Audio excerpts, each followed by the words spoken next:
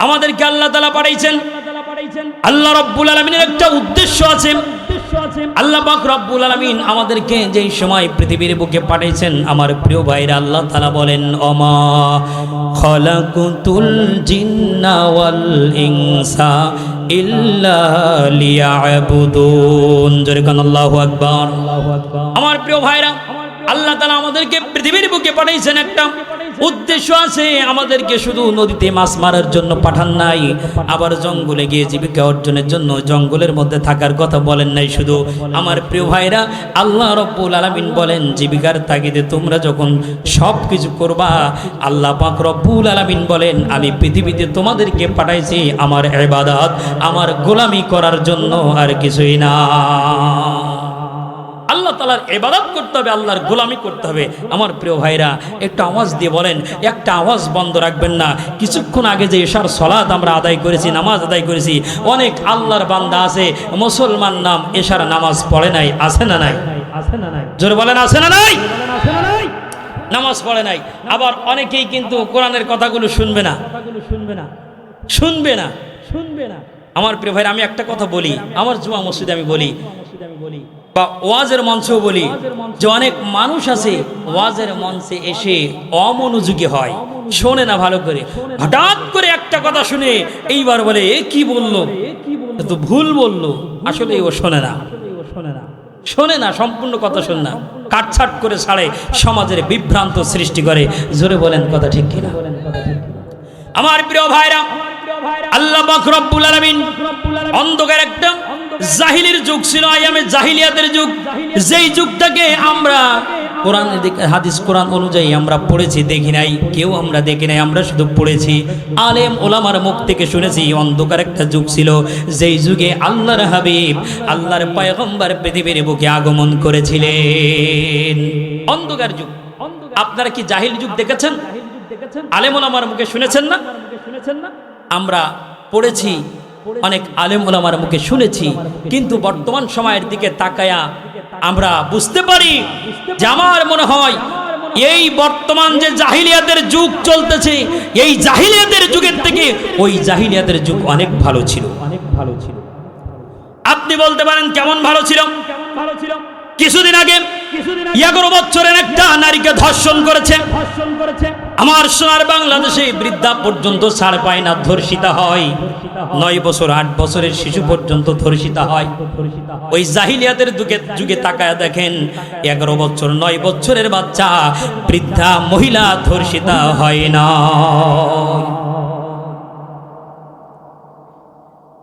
আমার দেশের দিকে তাকায় দেখেন, পাথর মেরে মানুষকে হত্যা করা হয়, ছুরির আঘাতে মানুষকে হত্যা করা হয়। দিনে দুপুর বেলা আজকে দেখলাম আমার ভাইরা, পার্শ্ববর্তী একটা দেশ ভারত, এই দেশের ভিতরে এখন বর্তমান মুসলমানদের উপর খুবই নির্যাতন চলতেছে। দেখলাম সোশ্যাল মিডিয়াতে আমার ভাইরা একটা মানুষকে তারা পিটাইয়ে মেরে গাড়ির পিছনে বেঁধে রাস্তা দিয়ে টানতে টানতে নিয়ে যাচ্ছে। এরকম বর্তমানে আমরা যেটা দেখতেছি, ওই জাহিলিয়াতের থেকে এটা আরো ভয়ঙ্কর জাহিলিয়াত। প্রিয় ভাইরা আমার, আল্লাহ পাক রব্বুল আলামিন ওই জাহিলিয়াতের যুগে একজন মহামানবকে পাঠাইলেন, মহানেতা, স্বামীদের মধ্যে সেরা স্বামী, নেতাদের মধ্যে সেরা নেতা। স্কুল মাদ্রাসায় পড়েন নাই, কলেজে পড়েন নাই, ভার্সিটিতে যান নাই, কিন্তু শিক্ষকদেরও শিক্ষক এমন একজন ব্যক্তিকে আল্লাহ তাআলা পাঠাইলেন দুনিয়ার বুকে। আল্লাহ যার ব্যাপারে ঘোষণা দিলেন, অমা আরসালনাকা ইল্লা রাহমাতাল লিল আলামিন। আল্লাহ পাক রব্বুল আলামিন বলেন, পৃথিবীর মানুষেরা শোনো, আমি ওই পৃথিবীর বুকে যেই নবীকে প্রেরণ করেছি, আমার হাবিব, আমার বন্ধুকে পাঠিয়ে দিয়েছি, আমার বন্ধুকে আমি রহমত স্বরূপ প্রেরণ করেছি। সুবহানাল্লাহ। আর একটু জোরে কন্যা সুবহানাল্লাহ। আল্লাহর হাবিবকে রহমত স্বরূপ আল্লাহ পাক রব্বুল আলামিন পৃথিবীর বুকে প্রেরণ করেছেন। আমার ভাইরা, এত সুন্দর নবী আল্লাহ পাক রব্বুল আলামিন পাঠাইলেন, যার চেহারার দিকে তাকাইলে ক্ষুধা নিবারণ হয়ে যায়। সুবহানাল্লাহ বলেন। যেই নবীর চেহারা মোবারকের দিকে তাকাইলে ক্ষুধা নিবারণ হয়ে যায়। চেহারা মোবারকে মাছি মশা পর্যন্ত বসতো না। প্রিয় ভাইরা আমার, নবীজির একজন সাহাবী হযরত আনাস রাদিয়াল্লাহু তাআলা আনহু, হযরত আনাস একদিন বাড়িতে তার আম্মার খেদমতে আছেন। আম্মা ডাক দিয়ে বলতেছেন, আনাস রে, এ আনাস, আমি তোমার নবীকে একবার আমার বাড়িতে একবেলা দাওয়াত করতে চাই, তুমি যাও যাও যাও আনাস রে, দেরি করো না, নবীজির কাছে যাও, মুহাম্মদ বিন আব্দুল্লাহর কাছে যাও, তাকে গিয়ে বলো আমার বাড়িতে একবেলা তার খাবারের দাওয়াত। হযরত আনাস দেরি করলেন না, চলে গেলেন নবীজির কাছে। নবীজির কাছে গিয়ে ডাক দিয়ে বললেন, ইয়া রাসূলুল্লাহ, ইয়া হাবিবাল্লাহ, হুজুর আমার মা আমাকে পাঠিয়ে দিয়েছেন আপনার খেদমতে। ইয়া রাসূলুল্লাহ, ইয়া হাবিবাল্লাহ, হুজুর আমার বাড়িতে আপনাকে একবেলা এক লোকমা খানা খাওয়ার দাওয়াত দিয়েছে। নবীজি আমার ডাক দিয়ে বললেন, আনাস রে, এ আনাস, আমি তোমার মায়ের দাওয়াত গ্রহণ করলাম, কিন্তু একটা শর্ত আছে রে আনাস, আমি কিন্তু দিনের বেলা তোমার বাড়িতে যাইতে পারবো না রে আনাস, রাতের বেলা আমি তোমার বাড়িতে যাব, রাতের বেলা গিয়ে তোমার বাড়িতে আমি খানা খাবো, এটা তোমার আম্মারে গিয়ে বলো। হযরত আনাস দেরি করলেন না, দৌড় দিয়ে বাড়িতে চলে আসলেন। মায়ের কাছে এসে ডাক দিয়ে বললেন, মা গো, ও মা, আল্লাহর নবী দাওয়াত গ্রহণ করেছেন, কিন্তু আল্লাহর নবী একটা শর্ত দিয়েছেন, দিনের বেলা তিনি আমাদের বাড়িতে খানা খাইতে আসতে পারবেন না, আল্লাহর নবী দাওয়াত গ্রহণ করেছেন রাতের বেলা। হযরত আনাসের মা মনে মনে আল্লাহর ডাক দিয়ে বলে, রব্বুল আলামিন, তুমি তো আমার মনের কথা জেনে গিয়েছো। সুবহানাল্লাহ। আমার মনে ইচ্ছা ছিল, আমার মনেও ইচ্ছা ছিল আল্লাহর নবীকে দাওয়াত করব, নবীজি আমার বাড়িতে আসবে, কিন্তু দিনের বেলা আসবে না, রাতের বেলা আমার বাড়িতে আসবে, এটাই আমার ইচ্ছা ছিল। ও আল্লাহ, তুমি আমার মনের আশাটা পূর্ণ করে দিয়েছো। আমার ভাইরা, রাতের বেলায় যখন আকাশে পূর্ণিমার চাঁদ উদিত হয়েছে, আল্লাহর নবী আস্তে আস্তে করে হযরত আনাসের বাড়িতে দাওয়াত খাওয়ার জন্য নবীজি আস্তে আস্তে করে আনাসের বাড়িতে আসলেন। আমার ভাইরা, দাওয়াত খাওয়ার পরে যখন আল্লাহর নবী চলে যাচ্ছেন, হযরত আনাস দাঁড়িয়ে আছেন, পিছন দিক থেকে আনাসের মা নবীজির চেহারা মোবারকের দিকে একবার তাকায়, আর ওই আকাশের পূর্ণিমার চাঁদের দিকে একবার তাকায়, একবার জোরে জোরে বলেন মারহাবা। আমার ভাইরা, আনাস এটা খেয়াল করলেন, ডাক দিয়ে বললেন, মাগো, ও মা, কেন তুমি একবার নবীজির চেহারার দিকে তাকাও আর আকাশের চাঁদের দিকে তাকাও, একটু বলো। আনাসের মা ডাক দিয়ে বলে, আনাস রে, শুনে রাখো, আমি তোমার নবীর চেহারা মোবারকের দিকে তাকাচ্ছি একবার, আর আকাশের পূর্ণিমার চাঁদের দিকে একবার তাকাচ্ছি। এ আনাস, শুনে রাখো, আমি খেয়াল করে দেখলাম ওই আকাশের চাঁদের ভিতরে দাগ আছে, কিন্তু আল্লাহর নবীর চেহারা মোবারকের ভিতরে কোনো দাগ নাই। এ আনাস, শুনে রাখো, ওই আকাশের পূর্ণিমার চাঁদ দেখা যায়, ওই পূর্ণিমার চাঁদের থেকেও আল্লাহর নবীর চেহারা মোবারক আরো সুন্দর। চাঁদের চেয়ে সুন্দর আমার প্যারা রাসূল, তাহার পেয়ে ধন্য হলো নিখিল মানবকুল, তাহার পেয়ে ধন্য হলো নিখিল মানবকুল।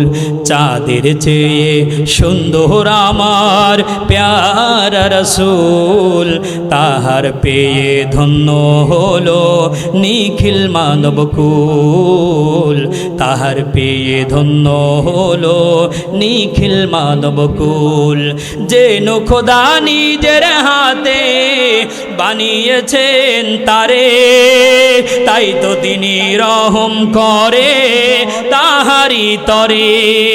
হুরুবালায়ার ইনসানেরা তাহার প্রেমে মাতোয়ারা, হুরুবালায়ার ইনসানেরা তাহার প্রেমে মাতোয়ারা, তাই তো আমি তাহার প্রেমে হয়েছি ব্যাকুল। চাঁদের চেয়ে সুন্দর আমার প্যারা রাসূল, বলেন, চাঁদের চেয়ে সুন্দর আমার প্যারা রাসূল, তাহার পেয়ে ধন্য হলো নিখিল মানবকুল, তাহার পেয়ে ধন্য হলো নিখিল মানবকুল। জোরে কান মারহাবা। আমার ভাইরা, এত সুন্দর চেহারা ছিল আল্লাহর নবীর। আল্লাহর নবীর এই সুন্দর চেহারা মাখা, এই চেহারা নিয়ে, নবীর সুন্দর চরিত্র নিয়ে মক্কার বুকে যেই সময় কাফেরদেরকে দাওয়াত দিচ্ছেন, ওই কাফের বেঈমানরা আল্লাহর নবীর চেহারা মোবারকের ভিতরে থুথু নিক্ষেপ করেছে। বাইরা আমার, আমার নবী, মায়ার নবী, দয়ার নবী, যার চেহারা মোবারকের ভিতরে মশা মাছি বসা হারাম ছিল, যার চেহারার মধ্যে মশা বসতো না, মাছি বসতো না, ক্ষুধার্ত ব্যক্তি যদি নবীজির চেহারার দিকে তাকাইতো তার ক্ষুধা নিবারণ হয়ে যেত। ওই নবীর চেহারা মোবারকের দিকে থুথু নিক্ষেপ করেছিল এক কাফের বেঈমান, উকবা ইবনে মুতিঈ। ভাইরা আমার, ওই দিকে যাব না, লম্বা ঘটনা, আমি ওই দিকে যেতে চাই না। খেয়াল করে শুনুন আল্লাহর গোলাম, একটু খেয়াল করে শুনুন। আমার নবী দাওয়াত দিচ্ছেন কালিমার। আল্লাহ পাক রব্বুল আলামিন পৃথিবীতে আমাদেরকে পাঠাইছেন একটা হায়াত দিয়ে। প্রথমে দিয়েছেন জন্ম, জীবন দিয়েছেন, এর লাস্টে দিয়েছেন আমাদেরকে মৃত্যু, মাঝখানে একটা হায়াত দিয়েছেন। আমার ভাইরা, শুধুমাত্র এই হায়াতটা দিয়েছেন তার একটাই কারণ আছে। আল্লাহ রব্বুল আলামিন বলেন, আল্লাযী খালাকাল মাউতা ওয়াল হায়াতা লিয়াবলুয়াকুম আইয়ুকুম আহসানু আমালা। যেরকম আল্লাহু আকবার। আল্লাহ পাক রব্বুল আলামিন বলেন, পৃথিবীর মানুষ শুনে রাখো, আমি তোমাদের কোনো অস্তিত্ব ছিল না, তোমাদের কোনো অস্তিত্ব ছিল না, আমি তোমাদেরকে একটা জীবন দিয়েছি, নাম দিয়েছি, অস্তিত্ব দিয়েছি, আবার তোমাদেরকে মৃত্যু দিব, তোমাদেরকে পৃথিবীর থেকে বিদায় হয়ে কবর জগতে আসতে হবে। মাঝখানে যেই তোমাদেরকে হায়াত দিয়েছি, এটা আমি দিয়েছি আল্লাহ পাক রব্বুল আলামিন তোমাদেরকে পরীক্ষা করার জন্য।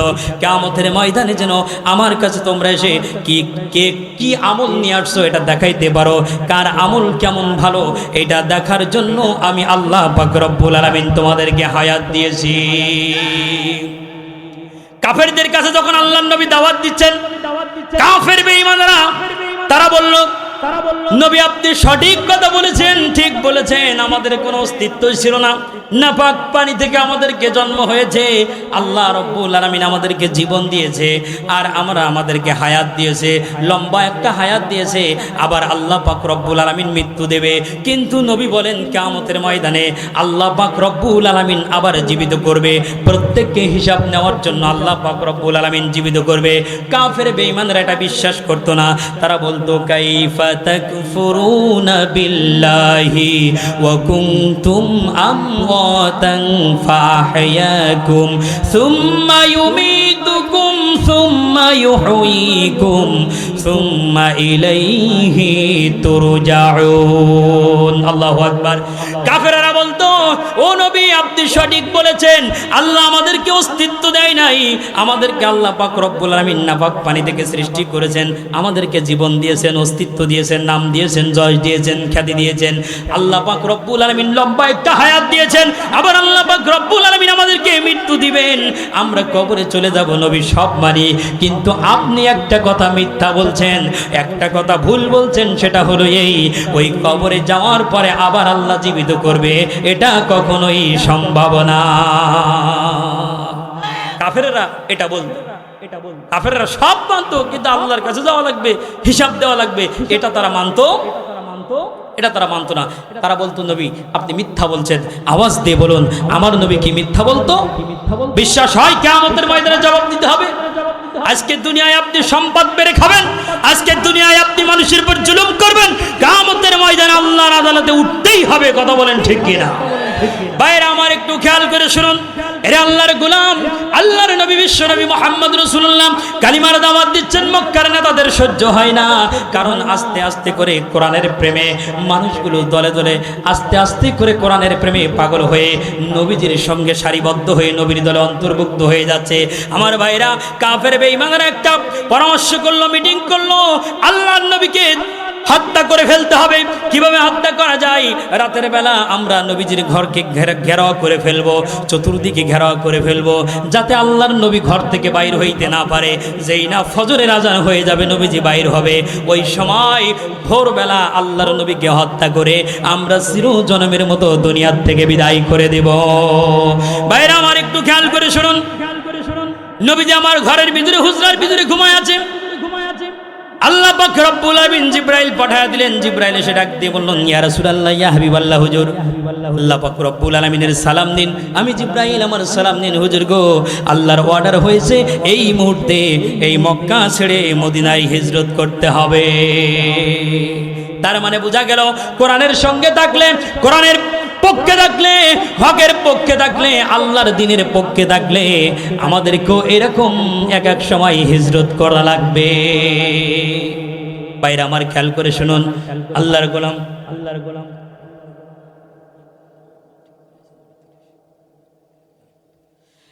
আমার ভাইরা একটু খেয়াল করে শুনুন, আল্লাহর নবী আলী রাদিয়াল্লাহু তাআলা আনহু কে ডাক দিয়ে বললেন, ও আলী, দেরি করো না, এই মুহূর্তে তুমি আমার এই বিছানা, আমার চাদর মুড়ি দিয়ে তুমি আমার খাটের উপরে শুয়ে থাকো। আল্লাহ পাক রব্বুল আলামিনের অর্ডার হয়েছে আমাকে হিজরত করে মক্কা ছেড়ে মদিনায় যেতে হবে। আমার ভাইরা, লম্বা ঘটনা আমি সংক্ষেপ করে দেই। আল্লাহ পাক রব্বুল আলামিনের হুকুম, মক্কা ছেড়ে মদিনায় যেতে হবে। হযরতে আলী চোখের পানি ছেড়ে ছেড়ে কাঁদতেছে।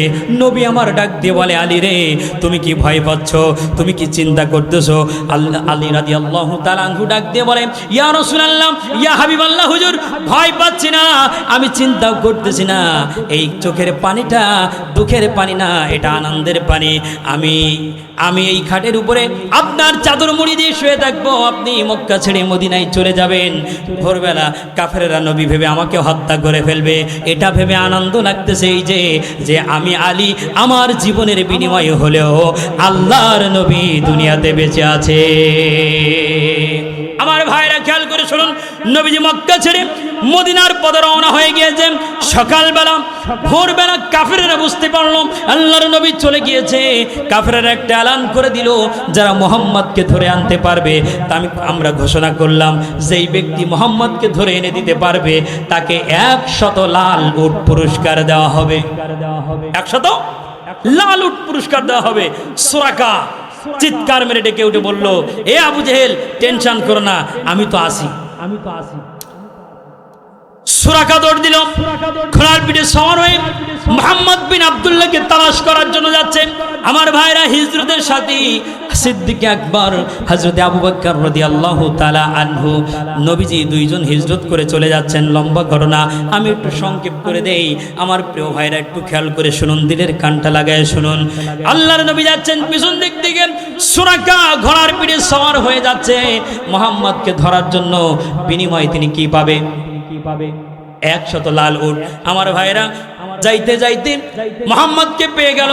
আল্লাহর নবীকে যখন ধরবে এমন সময় সুরাকার ওই যে ঘোড়াটা আছে, ওই ঘোড়ার সামনের 2 পাটা আস্তে করে ওই বালুর ভিতরে গেড়ে গেল।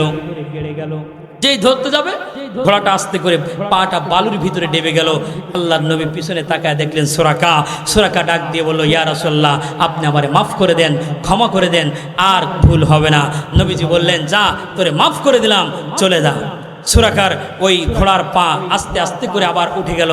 আবার যখন ফিরে যাবে চিন্তা করলো, তাই তো এই 100 লাল উট। এই লাল উট থুয়ে কেমনে যায়? আবার নবীকে ধরার জন্য গেল, আবার তার পা, ঘোড়ার পা ডেবে গেল। আল্লাহ নবীর কাছে আবারও ক্ষমা চাইলেন। নবীজি বললেন, যা, মাফ করে দিলাম, চলে যা, ফিরে যা। সুরাকা আবার যখন ঘোড়ার পা উঠে গেল, আবারও চিন্তা করলেন, তাই তো, ফিরে যদি যাই এই 100 লাল উট। বেঈমানদের সবসময় দুনিয়ার লোক থাকে কি থাকে না? থাকে কি থাকে না? তাদের যাই হোক, যতই হোক, তারা সবসময় অন্যের দিকে দৃষ্টি দেয়। কথা বলেন ঠিক কিনা? আবু জেহেল কিন্তু কম জ্ঞানী ছিলেন না। ওর নাম ছিল আবুল হাকিম, জ্ঞানীর পিতা। কিন্তু আবু জেহেল হওয়ার কারণ কি? তার জ্ঞান কোনো কাজে লাগাইতে পারে না। আমার প্রিয় ভাইরা, একটু বুঝে নেন কথাগুলো, দিলের কান লাগায় শুনুন। দ্বিতীয়বার যখন ধরার জন্য যাবে, তখন 4টা পা ঘোড়ার পেট সহ বালির ভিতরে ডেবে যাচ্ছে। সুরাকা ডাক দিয়ে বলতেছে, ও মুহাম্মদ, শেষবারের মতো বলছে আমারে মাফ করে দেন, আমি চলে যাব, আর কখনোই আপনার ধরার জন্য আসবো না। আমার নবীজি মাফ বললেন যে সুরাকা যা, তোরে মাফ করে দিলাম। ঘোড়া আস্তে আস্তে উঠে গেল। নবীজি আমার ডেকে বললেন, সুরাকা, এখনো কি তোর মনে হয় না যে আমি আল্লাহর নবী? এখনো কি তোর সন্দেহ হয়? ফিরে যা। সুরাকা এবার ডাক দিয়ে বলতেছেন যে নবী, আমি তো ফিরে যাব। সুরাকা বুঝতে পেরেছে ধরার কোনো সুযোগ নাই। সে বলতেছে, আমি তো ফিরে যাব, কিন্তু নবী, আমি যে আপনাকে ধরলাম না, এর জন্য আপনি আমারে কিছু দেবেন না? দেখেন কি শয়তানের শয়তান, ও কি ধরছে নাকি ধরতে পারে নাই? তো বলতেছে, আমি যে আপনাকে ধরলাম না, এর জন্য আপনি আমারে কি দিবেন? আল্লাহর নবী বললেন, সুরাকা, চিন্তা করিস না, তুই তো আমার কাছে চাইছিস, খালি ফিরাবো না। পারস্য সম্রাটের হীরা মণি মানিক খচিত ওই পারস্য সম্রাটের মাথার মুকুট তোরে দিয়ে দিলাম, তুই যা। সুরাকা বলতেছে মনে মনে যে রাতের বেলায় কেউ নেই, একজন সঙ্গী নিয়ে আপনি মক্কা ছেড়ে সকলের চোখ ফাঁকি দিয়ে মদিনায় চলে যাচ্ছেন, আর আপনি আমারে দিবেন পারস্য সম্রাটের মাথার মুকুট? এটা কি হয়? এর থেকে বলেন যে কিছুই দেব না। আমার প্রিয় ভাইরা, এখন যদি আমি আপনাদেরকে বলি, যারা আমার এই কথাটা শুনবেন, আমি তাদেরকে হোয়াইট হাউসের চাবি দেবো, আপনি ওখানে রাতে ঘুমাইবেন, তাহলে চিন্তা হবে না যে মস্তিষ্ক ঠিক আছে কিনা? প্রিয় ভাইরা, আমার নবীজি চলে গেলেন মক্কা ছেড়ে যখন মদিনায় যাবেন, মদিনায় যাওয়ার পরে কোথায় উঠবেন, কোথায় থাকবেন, এটা নিয়ে একটা প্রতিযোগিতা শুরু হলো। কেউ বলে আমার কাছে আসো, কেউ বলে আমার কাছে আসো। সর্বশেষ আল্লাহর নবী আবু আইয়ুব আনসারীর বাড়িতে গিয়ে উঠলেন। জোরে কান সুবহান। আমার ভাইরা একটু খেয়াল করে শুনুন। আবু আইয়ুব আনসারীর বাড়িতে যখন গেলেন, নবীজি মক্কা ছেড়ে মদিনা আসলেন। পায়ে হেঁটে সময় লাগে 8 দিন, কিন্তু আল্লাহর নবীর সময় লেগেছিল 11 দিন। 3 দিন বেশি লেগেছিল, কারণ কাফেরদের জন্য আল্লাহর নবী গুহার ভিতরে ছিল 3 দিন বেশি, এই জন্য 3 দিন সময় বেশি। বিশ্ব নবী মুহাম্মদ রাসূলুল্লাহ রাহমাতাল লিল আলামিন তাশরিফ নিয়ে আসছে, এই জন্য আবু আইয়ুব আনসারী তার আসার আগমনে একটা উট জবাই করে দিয়েছে, ডেগে রান্না চড়িয়ে দিয়েছে। আবু সালামারে খাওয়া দাওয়া হবে, অনুষ্ঠান হচ্ছে। আবু সালামা দেরি করলেন না, সাথে সাথে আবু আইয়ুব আনসারীর বাড়ির দিকে রওনা হয়ে গেলেন। একটা জবান বন্ধ রাখবেন না, জোরে কান মারহাবা। বাইরে আমার একটু খেয়াল করে শুনুন। আবু আইয়ুব আনসারীর বাড়িতে যখন চলে গেলেন, আল্লাহর নবী ঘরের ভিতরে আছেন। আমার ভাইরা আবু সালামা ডাক দিয়ে বলতেছেন, আবু আইয়ুব আনসারী, আল্লাহর নবী তাশরিফ নিয়ে আসছে, আমারে কেন বলো নাই, আমারে দাওয়াত দাও নাই কেন? বললো, আল্লাহর নবী আসছে আমার বাড়িতে, তুমি ঈমান আনো নাই, তুমি মুসলমান না, তুমি ঈমানদার না, এই জন্য তোমারে বলি নাই। আবু আইয়ুব আনসারী এবার ডাক দিয়ে বলতেছেন, যেহেতু তুমি মুসলমান না, এই জন্য আমি তোমারে দাওয়াত দেই নাই। আবু সালামা ডাক দিয়ে বলেন, আবু আইয়ুব আনসারী, শোনো বন্ধু, আমি নবীর সঙ্গে দেখা করতে চাই, নবীর সঙ্গে কথা বলতে চাই, আমাকে একটু দেখা করার সুযোগ করে দাও। আমার ভাইয়েরা, আবু আইয়ুব আনসারী বললেন, একটু দেরি করো, আমি নবীর কাছে যাই। নবীর কাছে গেল, ডাক দিয়ে বলল, ইয়া রাসূলুল্লাহ, ইয়া হাবিবাল্লাহ হুজুর, আবু সালামা তাওরাত জাবুর ইনজিলের পণ্ডিত আবু সালামা আপনার সঙ্গে দেখা করার জন্য আসছে, কথা বলতে চাই। আমার নবী বললেন, তাকে নিয়ে আসো।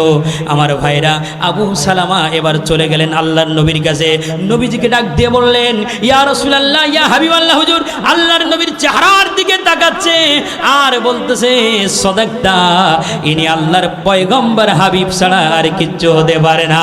একবার জোরে জোরে বলেন মারহাবা। এইবার 3 বার আল্লাহর নবীর চেহারার দিকে তাকাইলেন আর 3 বারই বললেন, ইনি আল্লাহর নবী, তাতে কোনো সন্দেহ নাই।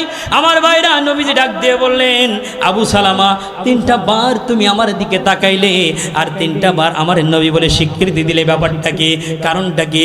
আবু সালামা ডাক দিয়ে বলেন, ইয়া রাসূলুল্লাহ, ইয়া হাবিবাল্লাহ হুজুর, আমি তাওরাত পড়েছি, আমি জাবুর পড়েছি, আমি ইনজিল পড়েছি। ইয়া রাসূলুল্লাহ, হাবিবাল্লাহ হুজুর, ওই কিতাবগুলোর ভিতরে আল্লাহর নবী আসবে, আখিরি জামানার পয়গম্বরের যে সিম্পটমগুলো আমি দেখেছি, সবগুলো আপনার ভিতরে আছে। আপনার দেখে সবগুলো আমি মিলায় নিয়েছি, আমি আপনার দেখে বুঝে ফেলেছি আপনি সত্য নবী, আল্লাহর পয়গম্বর। আমার ভাইরা, আল্লাহর নবী ডাক দিয়ে বলেন, আবু সালামা যদি তুমি বিশ্বাস করো আমি আল্লাহর নবী তাহলে দেরি করছো কেন? পড়ে নাও ঈমানের কালিমা লা ইলাহা ইল্লাল্লাহু মুহাম্মাদুর রাসূলুল্লাহ। আবু সালামা ডাক দিয়ে বলল, ইয়া রাসূলুল্লাহ, ইয়া হাবিবাল্লাহ, হুজুর আমি একা কেন মুসলমান হব? 450 টাকা বেঈমান, 450 ইহুদি আমার ওই বাগানে কাজ করতে যে সবাইকে নিয়ে আসবো, একসঙ্গে আমি মুসলমান হয়ে যাব। আমি লিডার যদি মুসলমান হয়ে যাই, কালিমা পড়ি, আমার যত লোকজন আছে, কর্মী আছে, সকলেই কালিমা পড়বে, মুসলমান হয়ে যাবে। এটা ভালো হয় নাকি আমি একা কালিমা পড়লে ভালো হয়? আল্লাহর নবী বললেন, আবু সালামা দেরি করো না, তাদেরকে নিয়ে আসো। আবু সালামা বললেন, হুজুর আমি কিন্তু তাদেরকে এনে আপনার কাছে 3টা প্রশ্ন করব। জোরে বলেন কয়টা?